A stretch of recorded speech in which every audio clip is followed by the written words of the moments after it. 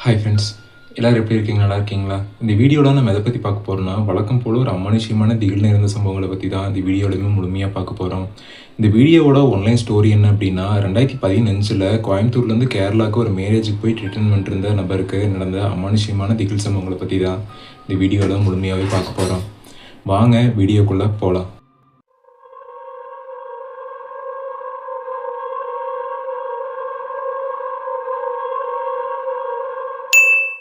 சேகர் அப்படிங்கிற நபர் கோயம்புத்தூரை பூர்வீகமாக கொண்டு கோயம்புத்தூரில் வாழ்ந்துட்டு வந்துட்டு இருக்கிறாரு. அந்த டைமில் கேரளாவில் இருக்கிற ஒரு ஃப்ரெண்டுக்கு கல்யாணமும் வந்திருக்கு.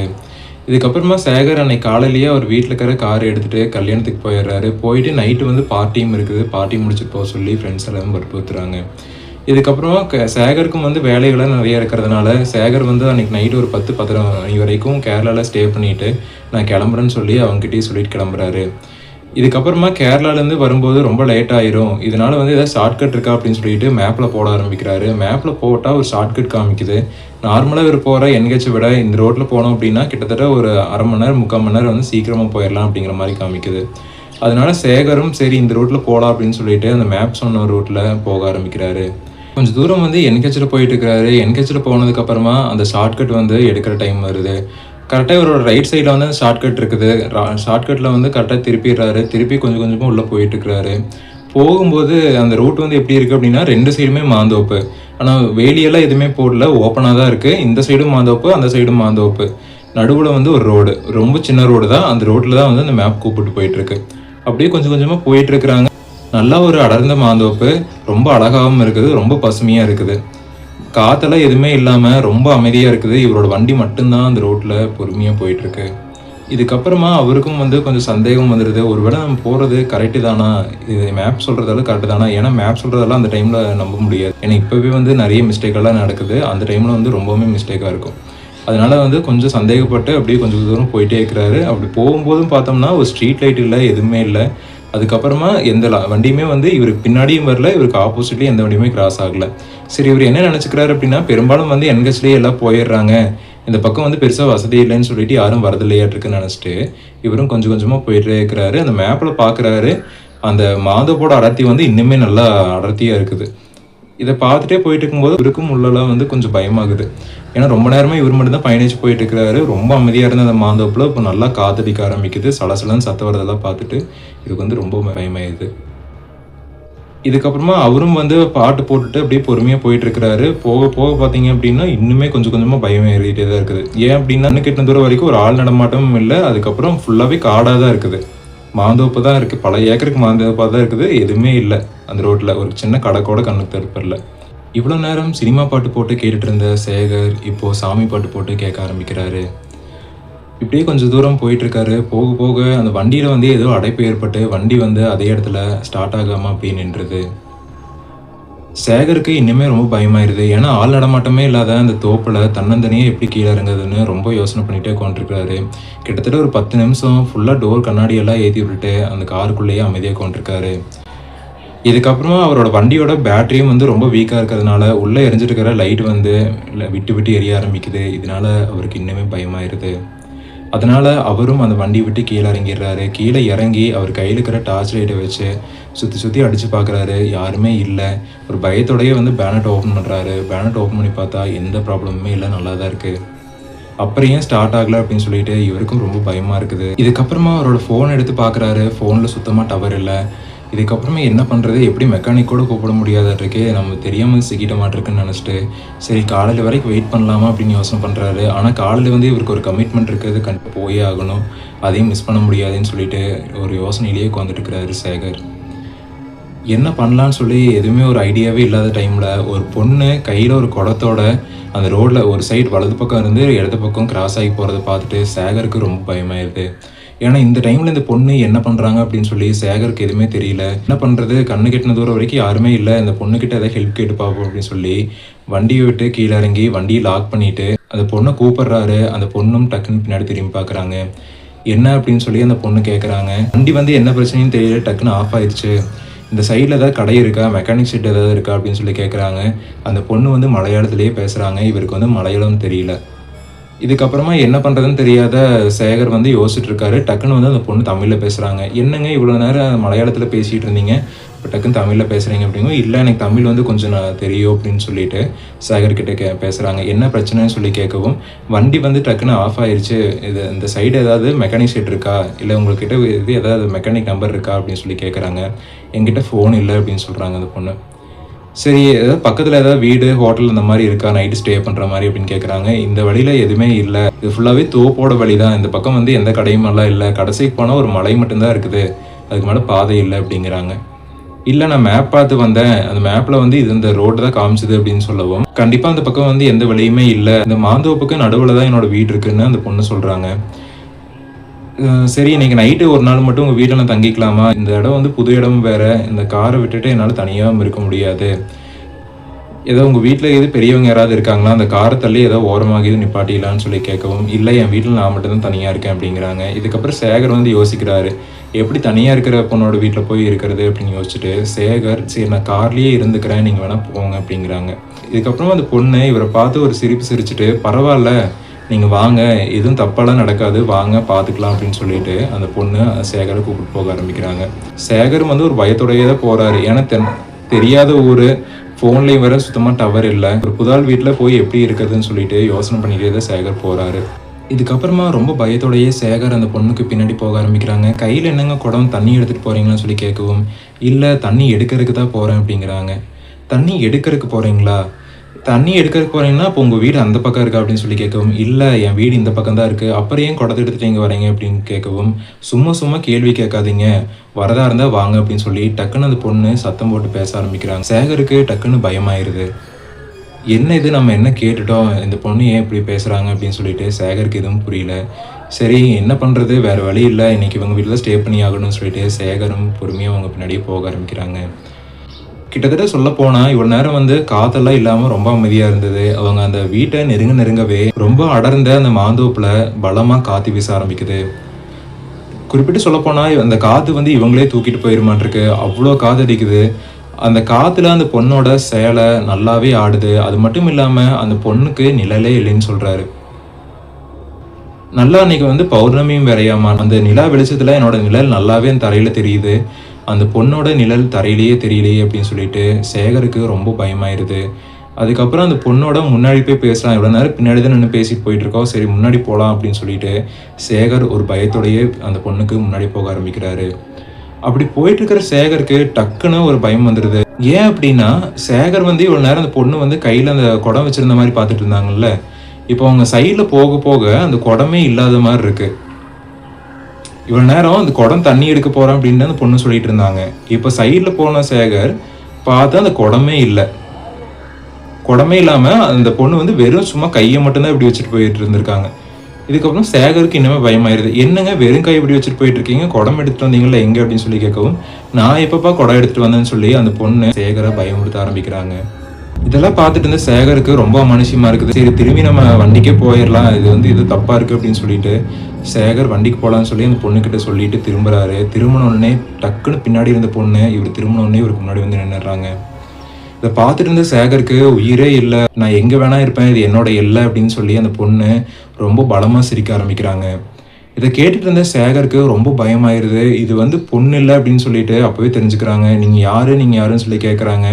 இன்னுமா நான் யாருன்னு தெரியல அப்படின்னு சொல்லிட்டு, அந்த பொண்ணோட ஃபேஸு அப்படியே கொஞ்சம் கொஞ்சமா தெரியுது. நல்லா கருகி போன ஃபேஸு. அது மட்டும் இல்லாம தலைமுடி வந்து தலையிலேருந்து கால் வரைக்கும் அப்படியே படர்ந்து இருக்குது. இத பார்த்த சேகருக்கு வந்து அப்படியே உடம்பெல்லாம் அப்படியே ஜிவ்வுன்னு ஆயிருது. இதுக்கப்புறமா சேகர் அந்த இடத்துல இருந்து கார் நோக்கி ஓட ஆரம்பிக்கிறாரு. கண்டிப்பா வந்து ஒரு ஆன்மா தான் அப்படின்னு நினைச்சுக்கிறாரு சேகர். ரொம்ப பயமும் ஆயி போயிருது. முடிஞ்ச அளவுக்கு வேகமா ஓடிட்டு இருக்காரு. அப்படி ஓடிட்டு இருக்கும்போது அந்த ஆன்மாவும் பின்னாடியே வந்துட்டு இருக்குது. காத்தும் வந்து இருக்க ரொம்ப பலமாகுது. சேகருக்கு வந்து ரொம்பவுமே பயமாயிருது. ஏன்னா தன்னந்தனியா சிக்கிட்டாரு. இனி இந்த காட்டுல வந்து ஹெல்ப் கேட்கற கூட யாருமே இல்ல அப்படின்னு சொல்லிட்டு, கடவுளே கடவுளேன்னு சொல்லிட்டு வேண்டிட்டே போயிட்டு இருக்காரு. அப்படி வேண்டிட்டு போயிட்டு இருக்கும்போது சேகர் வரும்போது ஒரு கருப்பராயன் கோயில் பார்த்திருப்பாரு வந்த வழியில. இந்த கார் நின்னுட்டு இருக்கிறதுக்கு ஒரு கிட்டத்தட்ட சொல்லப்போனா ஒரு 1/2 கிலோமீட்டருக்கு முன்னாடி வந்து பார்த்திருப்பாரு. அதனால சேகர் என்ன நினைக்கிறாருன்னா, அந்த கோயிலுக்கு ஓடி போயிரலாம் அப்படின்னு நினைச்சுட்டு, அந்த கார் கிட்ட ஓடி போயிடுறாரு. கார் கிட்ட ஓடி போயிட்டு அதுக்குள்ள இருந்த டார்ச் லைட், இன்னொரு டார்ச் லைட் 2 டார்ச் லைட் வச்சிருக்காரு. இன்னொரு டார்ச் லைட் வந்து ஒரு சேஃப்டிக்கு எடுத்துட்டு கார்ல இருந்து மறுபடியும் ஓடுறாரு. இன்னுமே வந்து அந்த ஆன்மா இவரை பின்தொடர்ந்தே தான் வந்துட்டு இருக்குது. அது மட்டும் இல்லாம இவரை வந்து விட்டுற மாரியே இல்ல. அவரும் ஓடிட்டே இருக்கிறாரு. ஓடுற வழியெல்லாம் வந்து இந்த ஆன்மா மாரியே நெறைய ஆன்மாக்கள் இவர பின்தொடர்ந்து வர மாரியே அவருக்கு ஒரு இல்யூஷன் வர ஆரம்பிக்குது. சேகர் ரொம்ப வேகமா ஓடிட்டு இருக்காரு. வேகமா ஓடிட்டு இருக்கும்போது அப்படியே தடுமாறி கீழயும் விழுந்துடுறாரு. கீழ விழுந்ததுக்கு அப்புறமா கிட்டத்தட்ட அவர சுத்தி வளைச்சு ஒரு 10, 15 பெண் உருவம் வந்து சுத்தி வளைச்சிட்டு இருந்திருக்குது. அந்த 10, 15 பெண் உருவங்களுமே வந்து வேற வேற ரூபத்துல இருந்திருக்குது. இதெல்லாம் பார்த்துட்டு இருந்த சேகருக்கு ரொம்ப ஈரக்குலைய நடுங்கிருது. இதோட முடிஞ்சது, நம்ம வந்து இறந்து போயிருவோம் அப்படின்னு நினைச்சிட்டு இருந்த சேகர் டக்குன்னு தூரத்துல யாரோ ஒரு நபர் நடந்து வந்துட்டு இருக்கிறத பார்த்துட்டு இருக்காரு. யார் இந்த நேரத்துல நடந்து வந்துட்டு இருக்காங்க, ஒருவேளை மறுபடியும் ஏதோ ஒரு ஆன்மா வருதா அப்படின்னு சொல்லிட்டு ரொம்ப பயத்தோடயே சாமி கும்பிட்டுன்னு கொண்டிருக்காரு. அந்த உருவம் வர வரவே இந்த உருவங்கள் எல்லாமே ஒவ்வொன்றா மறைய ஆரம்பிக்குது. இதை பார்த்துட்டு இருக்க சேகருக்கு ரொம்ப அமானுஷ்யமா இருக்குது. சரி, அப்படி யார் தான் வராங்க அப்படின்னு பார்த்தா, ஒரு வயசான தாத்தா ஒருத்தர் அவர் வாயில சுருட்டு வச்சு ஊதிட்டு பொறுமையா அவர் நோக்கி நடந்து வந்துட்டு இருக்கிறாரு. இதை பார்த்துட்டு இருந்த சேகருக்கு ரொம்ப பயமாயிருது. ஒருவேளை இதுவும் ஒரு ஆன்மாவா அப்படின்னு சொல்லிட்டு இருக்கும்போது அவர் பக்கத்துல நெருங்கவே சந்தன மனம் பலமாவே வீச ஆரம்பிக்குது. அது மட்டும் இல்லாம அவர் ஒரு கையில சுருட்டு, இன்னொரு கையில வந்து ஒரு பாட்டில் சரக்கு வச்சுட்டு நடந்து வந்துட்டு இருக்காரு. இந்த நேரத்துல யார் இப்படி தண்ணியை அடிச்சுட்டு வந்துருக்காங்க அப்படின்னு சேகருக்கு ரொம்ப பயமா இருக்குது. சரி, வேற வழி இல்லை, இந்த ஆன்மா கிட்ட இருந்து தப்பிக்கணும்னா இவர்கிட்ட தான் போகணும்னு சொல்லிட்டு அந்த ஆன்மா கிட்ட வந்து தப்பிச்சு அந்த நபர்கிட்ட ஓடி போய் நின்று இருக்காரு. நின்று, நீங்க யாரு, நீங்க இந்நேரத்துல என்ன பண்றீங்க அப்படின்னு சொல்லி அவர்கிட்ட கேட்கிறாரு. வயசான தாத்தா என்னன்னு கேட்கிறாரு அப்படின்னா, இந்த நேரத்துல நீ என்னோட இடத்துல என்ன பண்றேன்னு சொல்லி கேட்கிறாரு. உங்களோட இடமா, இந்த தோப்பாலம் உங்களோட தானே அப்படிங்கவும், இந்த ஊரே என்னோட தான் அப்படிங்கிறாரு. நான் வந்து இந்த பக்கமா வழி தெரியாம வந்துட்டேன். வழி தெரியாம வரும்போது என்னோட வாகனம் வந்து ரிப்பேர் ஆகி நின்றுச்சு. நான் என்ன பண்ணுறதுன்னு சொல்லி யோசிச்சுட்டு இருக்கும்போது ஃபோனும் வந்து ஒர்க் ஆகலை. சரி, என்ன பண்ணுறதுன்னு தெரியாமல் முழிச்சிட்டு இருந்தேன். அப்போ வந்து ஒரு பொண்ணு தண்ணி எடுக்க போகிறான்னு சொன்னாங்க. இன்னைக்கு ஒரு நாள் வந்து வீட்டில் தங்கிக்குங்க, நாளைக்கு காலையில் வேணால் போயிருங்கன்னு சொல்லி என்னை வீட்டுக்கு கூப்பிட்டு போகிறேன்னு சொல்லி போனாங்க. அப்படி போய் பார்த்தா அது ஒரு ஆன்மா. அந்த ஆன்மாக்கிட்டேருந்து தப்பிச்சு வந்துட்டு இருக்கும்போது 10, 15 ஆன்மாக்கள் நீ சுற்றி வளைச்சிருச்சு. எல்லாமே ஒரு பெண் ஆன்மாக்கள் தான். ஒவ்வொன்றும் ஒவ்வொரு மாதிரி இருந்து ரொம்ப கொடூரமாக இருந்துச்சு. நான் வந்து இன்னைக்கு இறந்துட்டேனே நினச்சிட்டேன். ஆனால் நீங்கள் நடந்து வரும்போது அந்த ஆன்மாக்கள் எல்லாமே ஒவ்வொன்றா மறைஞ்சிருச்சு. ஏன்னு சொல்லி கேட்குறாங்க. அது அப்படிதான், எங்கே உன்னோட வண்டி இருக்குது அப்படின்னு சொல்லிட்டு அந்த வண்டிக்கிட்ட கூப்பிட்டு போக சொல்கிறாரு அந்த வயசான தாத்தா. அப்படி கூப்பிட்டு போயிட்டுருக்காரு. ரொம்ப பயத்தோடையே இருக்கிறாரு. சுற்றி பார்க்குறாரு. அந்த ஆன்மாக்கள் எதுவுமே இல்லை. நல்லா காற்றடிச்சிட்டு இருக்குது. ஆனால் அந்த காற்று வந்து இந்த ரோட்டுக்கு சென்டரில் வரவே இல்லை. அந்த 2 பக்கம் மாந்தோப்புலையுமே வந்து பலமான காற்று வந்து வீசிட்டு இருக்குது. கீச்சுன்னு அந்த மரங்கள் வந்து ஆடுற சத்தம் பலமாக கேட்குது. அது ஒரு பயத்தையும் ஏற்படுத்துது. ஆனால் என்னதான் இருந்தாலும் இப்போ வந்து சேகருக்கு ஒரு பயமே இல்லை. அந்த தாத்தா வந்து அவர் கூட நடந்து வந்துட்டு இருக்கும்போது சுத்தமாக ஒரு பயமே இல்லை. ஒரு நபர் தன் கூட இருக்காரு அப்படிங்கிறத விட ஏதோ ஒரு தெய்வ சக்தி வந்து நம்ம கூட இருக்குது அப்படின்னு நினச்சிட்டு சேகரும் ரொம்ப தைரியத்தோட அந்த வண்டிக்கிட்ட போயிட்டு இருக்காரு. ஒரு வழியாக அந்த வண்டிக்கிட்டையும் போயிடுறாரு. இதான் என் வண்டி டக்குன்னு வந்துட்டு இருக்கும்போது அப்படியே ஆஃப் ஆயிடுச்சு அப்படின்னு சேகர் நடந்ததெல்லாம் அந்த தாத்தாட்ட சொல்கிறாரு. இல்லையே, வண்டி நல்லா இருக்கிற மாதிரி தான் இருக்குது அப்படின்னு சொல்லவும், பார்க்கறதுக்கு நல்லா தாங்க இருக்கும், வண்டி வந்து டக்குன்னு ஆஃப் ஆயிடுச்சு, ஸ்டார்ட் ஆகலை அப்படின்னு சொல்கிறாரு. இப்போ ஸ்டார்ட் பண்ண ஸ்டார்ட் ஆகும் அப்படிங்கிறாரு. அதுக்கப்புறம் சேகருக்கு எதுவுமே புரியல. என்ன இந்த தாத்தா இது புரியாத புதிராகவே பேசிகிட்டு இருக்காரு அப்படின்னு சொல்லிட்டு சேகர் அந்த வண்டியை திறந்து என்ன இவர் சொன்னால் மட்டும் ஸ்டார்ட் ஆயிருமான்னு ஸ்டார்ட் பண்ணுறாரு. வண்டி அந்த டைம்லேயே ஸ்டார்ட் ஆயிடுது. சேகருக்கு எதுவுமே புரியல. இதுக்கப்புறம் அந்த தாத்தா மூஞ்சியே பார்த்துட்டு இருக்காரு. ஸ்டார்ட் ஆயிடுச்சு அப்படின்னு சொல்கிறாரு. இது எனக்கு தெரியும், வண்டியில் எந்த பிரச்சனையும் இல்லை, நீ உன் ஊரை பார்த்து போ அப்படின்னு சொல்கிறாரு. கொஞ்ச நேரம் ஆக ஆக என்ன ஆகுது அப்படின்னா, தாத்தாவோட உருவம் வந்து நல்லா பலமாக தெரிகிற மாதிரி இருக்குது சேகருக்கு. இதுக்கப்புறம் சேகர் என்ன கேட்குறாரு அப்படின்னா, இந்த வழியே போனோம் அப்படின்னா நான் கோயம்புத்தூர் போக முடியுமான்னு சொல்லி கேட்குறாரு. இந்த வழியே போனோம் அப்படின்னா உன்னோட மரணத்துக்கு தான் போவேன் அப்படிங்கிறாரு அந்த தாத்தா. இதை கேட்டுட்டு இருந்த சேகருக்கு ரொம்பவுமே அமானுஷ்யமாக இருக்குது. என்ன இப்படி சொல்கிறீங்க அப்படின்னு கேட்கவும், இதுக்கு மேலே பாதை இல்லை, அந்த தோப்பு முடிஞ்சதுன்னா அந்த வழி இதோடு முடிஞ்சிடும், நீ இந்த எந்த வழியில் வந்தியோ அந்த வழியே திரும்பி நேர் ரோட்டில் போ அப்படின்னு சொல்லி தாட்டி விடுறாரு. சரி, நீங்கள் எங்கே போகணும்னு சொல்லுங்கள், நான் வந்து இறக்கி விட்டு போகிறேன் அப்படின்னு சொல்கிறாரு. அதை கேட்ட உடனே தாத்தா சேகரோட மூஞ்சியை பார்த்து நல்லா பலமாக சிரிக்க ஆரம்பிக்கிறாரு. சேகருக்கு வந்து எதுவுமே புரியல. இவர் பார்க்கறதுக்கு ரொம்ப அமானுஷ்யமாகவே இருக்குது. இதுக்கப்புறம் சேகர் வந்து, ஏன் இப்படி பலமாக சிரிக்கிறீங்க, நான் வந்து என்ன கேட்டுட்டேன், நீங்கள் எங்கே போகணும்னு சொல்லுங்கள், நான் இறக்கி விட்டு போகிறேன் அப்படின்னு சொல்கிறாரு. இதுக்கப்புறம் சரி, எங்கே போகிறதா இருந்தாலும் இறக்கி விட்டு போவியா அப்படின்னு சொல்லி கேட்குறாரு. ஆமாம் அப்படிங்கிறாரு சேகர். இதுக்கப்புறமா அவர் என்னங்கிறாருன்னா, நான் சுடுகாட்டுக்கு போகணும், இறக்கி விட்டு போறியா அப்படின்னு கேட்குறாரு. கேட்டோடனே அவருக்கு வந்து ரொம்ப பயமாயிருது. ஒருவேளை இவரும் ஆன்மாதானா அப்படின்னு சொல்லிட்டு ரொம்ப பயத்தோடய நின்றுருக்காரு. அதுக்கப்புறம், நீ பயப்படுற அளவுக்கெல்லாம் ஒன்றும் இல்லை, நீ வந்த வழியில் ஒரு கருப்பராயன் கோயில் இருந்துச்சுல, அங்கே என்னை இறக்கி விட்டுட்டு போயிரு அப்படின்னு சொல்லிட்டு காருக்குள்ளே ஏறி அந்த தாத்தாவும் அமைதியாக உட்காந்துக்கிறாரு. உட்காந்துட்டு, "நீ தனியாவா வந்த?" அப்படின்னு கேட்குறாரு அந்த தாத்தா. "ஆமா, நான் தனியா தான் வந்தேன்." "எங்க போயிட்டு வந்த?" அப்படின்னு சொல்லி கேட்குறாரு. "நான் என்னோட ஃப்ரெண்டோட கல்யாணத்துக்கு போயிட்டு வந்தேன்." அப்படிங்கிறாரு. "தண்ணி அடிச்சியான்னு?" கேட்குறாரு. "ஆமா." அப்படிங்கிறாரு. இதுக்கப்புறமா அந்த கருப்பராயன் கிட்ட வந்துடுறாங்க 2 பேருமே. வண்டியை நிறுத்திட்டு சேகர் அவர்கிட்ட போயிட்டு வரேன்னு சொல்றாரு. "பார்த்து பத்திரமா போ. உனக்கு இனி எந்த பிரச்சனையும் இல்ல. தண்ணி அடிச்சிருக்கிற, ஆனா தெளிவா தான் இருக்கிற. நைட் நீ வண்டி ஓட்ட வேண்டாம். போற வழியில ஒரு ஹோட்டல் இருக்கும். நீ தங்கிட்டு அடுத்த நாள் எந்திரிச்சு போ." அப்படின்னு சொல்லிடுறாரு. ஆனா இவர் சொல்லும்போது ஏதோ வாக்கு சொல்ற மாரியே சேகர் கிட்ட சொல்லிட்டு இருக்கிறாரு. அது சேகருக்கு நல்லாவே புரியுது. இதுக்கப்புறம் நானும் போயிட்டு வரேன் அப்படின்னு சொல்லிட்டு, சேகர் அப்படியே கொஞ்சம் கொஞ்சமா வண்டிய பொறுமையா நகர்த்திட்டு இருக்கிறாரு. அப்படி பொறுமையா நகர்த்தும்போது, டக்குன்னு ஒரு சத்தம் கேட்குது. என்ன சத்தம்னு சொல்லி மைனூட்டா சேகர் கவனிக்கிறாரு. ஒரு குதிரை கத்துற சத்தம் கேட்குது. குதிரை எங்க எங்க கத்துது அப்படின்னு சொல்லிட்டு, சேகர் அப்படியே பொறுமையா சுத்தி சுத்தி பார்க்குறாரு. எதுவும் காணோம். பொறுமையா தானே போயிட்டு இருக்கிறாரு. அதனால அந்த சைடு மிரர்ல பார்க்குறாரு. பின்னாடி அந்த தாத்தா வந்தார்ல. தாத்தா அந்த கருப்பராயன் கோயிலுக்கு முன்னாடி போய் நின்னுட்டுருக்கிறாரு. அப்படி கருப்பராயன் கோயிலுக்கு முன்னாடி போய் நிக்கும்போது, உள்ள இருந்து ஒரு கருப்பு குதிரை வெளிய நிக்குது. வெளிய நின்னதுக்கு அப்புறமா இந்த தாத்தா பொறுமையா அந்த குதிரை மேல ஏறி கால்ல ஒரு அடி அடிக்கிறாரு. அந்த குதிரை கனச்சிட்டு அப்படியே பின்னாடி திரும்பி அந்த இவங்க எந்த வழியில வந்தாங்க, அந்த வழியா ஓட ஆரம்பிக்குது. அந்த குதிரை சொல்லப்போனா புயல் வேகத்துல போக ஆரம்பிக்குது. ஃபுல்லா கருப்பா இருக்குது. இந்த தாத்தாவோட உருவம் அதுக்கப்புறம் ரொம்ப கம்பீரமாகவும் மிடில் ஏஜோட ஆள் மாரி மாறுது. இதெல்லாம் பார்த்துட்டு இருந்த சேகருக்கு ரொம்பவுமே ஆச்சரியமா இருக்குது. இப்போ சேகர் நல்லாவே புரிஞ்சுக்கிறாரு. தன்னை காப்பாத்துறதுக்கு கடவுளே வந்திருக்காரு அப்படின்னு சொல்லிட்டு வண்டிய அதே இடத்துல நிப்பாட்டி, வண்டிய விட்டு கீழ இறங்கி, அதே ரோட்ல கையெடுத்து கும்பிட்டு கீழ படுத்து வேண்டுறாரு.